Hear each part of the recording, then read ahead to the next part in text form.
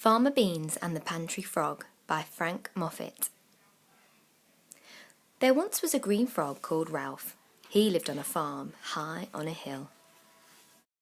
Ralph shared the farm with 2 dogs, some chickens, a cow called Twilight, and the farmer, Mr. Arthur Beans. Farmer Beans didn't allow animals inside the house, except for the dogs. They slept in the kitchen at night, in front of the fire. Other green frogs besides Ralph lived on the farm. They mostly slept in the barn. Sometimes a frog was eaten by a snake.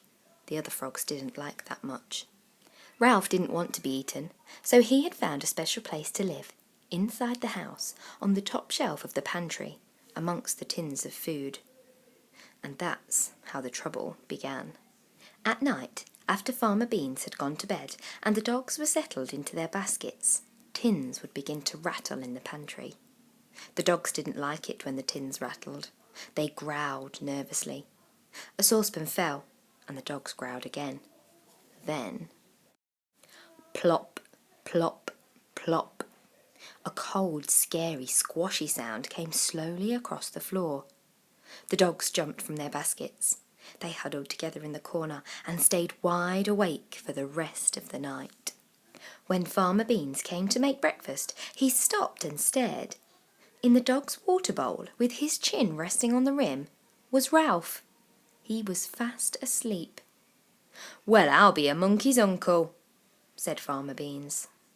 He lifted Ralph out of the bowl, patted the dogs, and let them sniff Ralph's nose. "You can't sleep here, little mate," he said. "You'll frighten the dogs." But Ralph preferred the pantry, and the next night the same things happened again, and the next night, and the next. Farmer Beans carefully put Ralph in his pocket and took him down to the creek at the bottom of the hill. "You stay here, Frog," he said. Each morning Farmer Beans took Ralph further and further away, but Ralph kept coming back. Frogs are like that. Finally, Farmer Beans took Ralph a long, long way away in his truck. Time passed. Everything was quiet. No tins rattled at night. There was no frog to disturb the peace of the farm. No frog at all. "I don't know about you two," said Farmer Beans, "but I miss that little fellow." "Woof!" barked the dogs. "Better bring him back, I reckon. If we can find him, that is," said Farmer Beans. So they set off to look for Ralph. After much searching, they found him.